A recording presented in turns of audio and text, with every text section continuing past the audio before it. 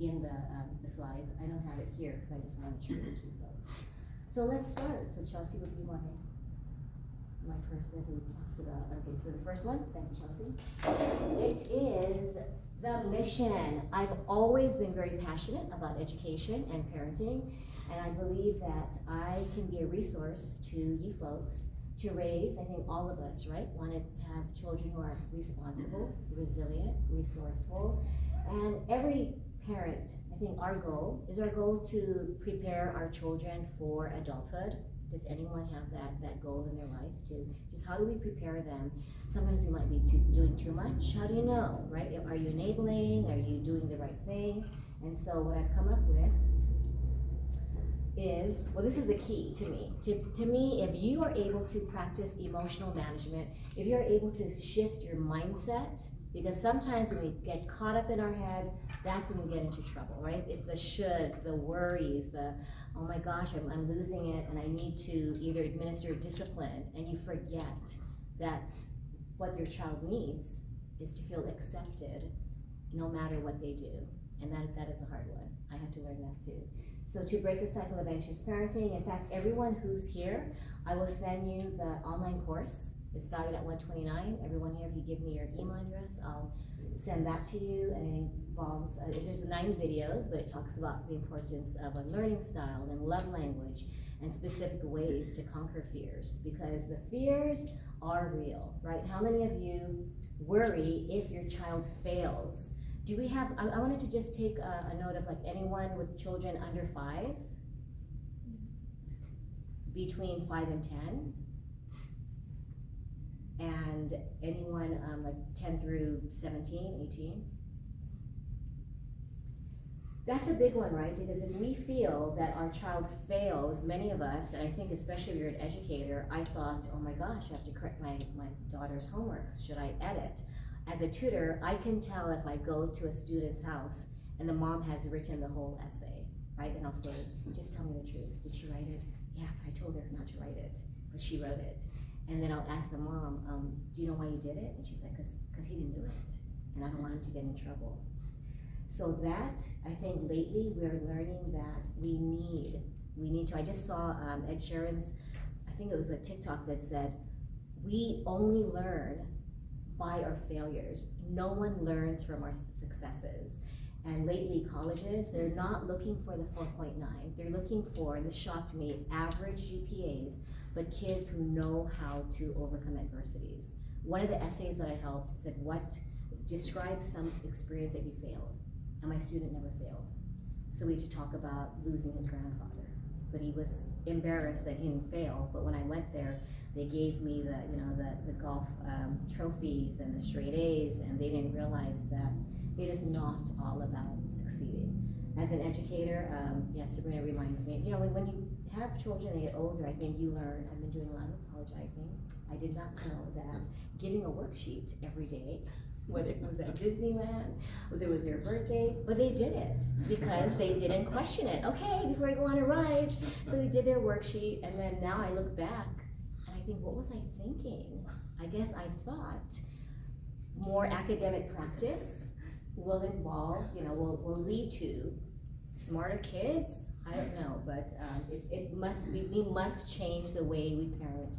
And I think that's another one of my passions, is to revolutionize parenting, because we parent the way that we were parented. And I think my father always stressed, none of his siblings went to college, so he always said, when I had my first heartbreak, he said, you'll have many, many, many of them. And I was like, what? But you only have one priority, and that's your education. And I was like, okay, you don't really think about, is that, especially if you're a people pleaser, I guess what he's telling me, is the truth. So I made sure that I didn't fail. I made sure that, and then when I did fail, the story that I tell is I went to UH, and the first paper I did, I had a C, and I cried. I thought, I don't think I can graduate from college because I got a C on my first paper. So now I notice that some schools, they are celebrating mistakes. They want their students to fall forward. And then other schools, of course, are making sure that you have many, many homework assignments. Someone just called me last week, 4 hours of homework. an elementary school in Mililani, and it's just causing so much stress and then heartbreak for the parents, right? The other one, if I ruin my child, one of my friends said, we will all ruin our children, but they will figure it out. And at first I thought, we do? But they're resilient. They're much more resilient than we realize. I've made a lot of mistakes. I've apologized. And I think when you connect, that's one of the secrets. If you can connect with your children, you will just master a lot of these challenges, and you'll overcome it because your children will feel loved. And that's all they want: loved, acceptance, validated, and just feel heard. What if my child makes poor choices? I have a lot of parents who say they just need to listen to me. If they listen to me, their life will be smoother. So don't date that girl, don't pursue that major. And I ask them, well, are you going to ask them what they want? No, because they might make a poor choice. So I have had friends who chose their degree, chose their, no, break up with her, and some children will agree and do something that is against their heart, but if they're a pleaser, they'll do something that they don't want to, but all of them, many of them don't want to disappoint me. Last one, am I failing at setting boundaries? I've been getting a lot of parents who have 5-year-olds, 9-year-olds, 12-year-olds, and they're running the household, and they don't know what to do. And so that is something that, it's possible. You can have, I think someone had a 17-year-old and they had to start now. It's never too late, so there's hope for everybody. And so next, we have self-reflective questions. I don't know if any of you take the time, when you ask yourself, what is causing my frustration? The first one, are you setting unrealistic expectations? I know some of my students just say, well, I need to get straight A's, or I won't be able to participate in soccer. I won't be able to go out this weekend. So sometimes ask yourself, is this an unrealistic expectation? I noticed some parents who didn't do so well at school, they're like, well, their job is just to get straight A's.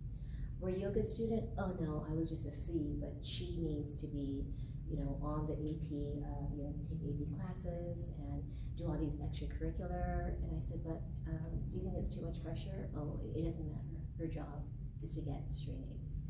And so that's where I think I really want to help parents understand, how do you know, right, if they're unrealistic expectations? The triggering is a good one. Why are you so frustrated? Is it because you think they're doing something wrong? It could be something that might trigger something in your childhood that you don't even know, right? You might have felt pressured to do something, now your child is doing the same thing, or you think, wait a minute, I never had a problem with this. I had a dad who said, I never disobeyed my parents. I don't understand why he just doesn't do what he's supposed to do. And that's causing a lot of conflict. How many of you take care of your own needs, just self-care? Does anybody have rituals or routines? Sometimes it could be golf, it could be taking a class, it could be going to the movies or going on a date. Does anyone do something like that? It could be a bubble bath. It could be something that, I had one mom, and all she did, her child kept knocking on the door, so she couldn't say, I'm going to the bathroom, but she could say, I'm taking a shower. So she had 10 minutes, and she took 3 showers a day. She was able to have a total of 30 minutes of alone time. These two are hard. Are you giving yourself permission to make mistakes? A lot of us feel guilty, right? I should have told them, I should have made them. And then if you don't allow yourself to make mistakes, then your child also feels that it's really wrong. I've had a 7-year-old and a 5-year-old tell me that their goal is to be perfect. And I always tell them during my session, they can make many mistakes, and that's what they're supposed to do. He goes, but can you make sure that you don't tell my papa or my mom, because I'm gonna really get in trouble. And if your child does this, if they're writing and they erase the B because they need it to be perfect, or they get really upset, sometimes they're upset at losing video games, right? Losing at video games, or they're upset that they just did something wrong. they'll end up crying, and I tell them it's okay. They're like, no, I need to be perfect. Why? Because I think I'll get in trouble. I had a 9-year-old tell me, if I don't get good grades, my dad said I'll be homeless. And the next week, I had a 7-year-old. What is your worst fear? I always like to know, like, what is your worst parenting, nightmare or challenge? His fear at 7 was to be homeless, and he's 7. So that's when you think, our kids are so stressed out. They're 5, they're 7.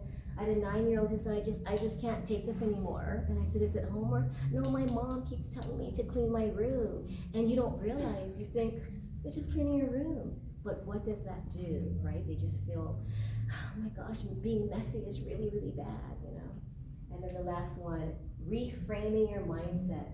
Anytime you're frustrated, I invite you next time to see it as an opportunity to learn, to grow. You're thinking, like, what is the opportunity if my child fails or makes a huge mistake? Maybe it's patience. Maybe it's accepting that sometimes what we want might not be what they want, and that it's okay. There's compromising and finding out, So I started a mental fitness training program for parents. It's based on this, it's called Positive Intelligence by Shirzad Shamin, and he calls them saboteurs. I call them the 9 inner voices in your head, because that's what upsets us, right? Your brain says, wait a minute, this should not happen, or why did you do that? Now you're ruining your child, or you just feel immense guilt. So what we'll be doing is talking about how our peace is stolen. And if you believe your thoughts, think of it as every one of these hijacks your brain at one point or another, right? I had someone who was 18, he said, I think I'm like all of them. If you're interested, I can email you the saboteur assessment, and it'll tell you the top 3.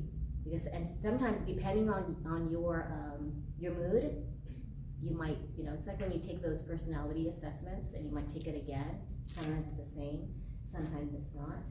I've noticed that the avoider, that kind of parenting, you discourage crying. I've heard someone say, it was just last week, just stop being, the local style, stop being a panty. And he's 5, but he was upset. And I thought, are you giving himself permission to cry? Oh yeah, he can cry, but he just can't be a panty. And you think, like, is that a mixed message? And what does that even mean, Hands-off parenting, there are blurred or no boundaries. I've had kids who say, well, I think I can stay out till 8, but my dad said I might be able to stay out till 10. So I asked them, are there boundaries? I don't think so, but you know what? I think there were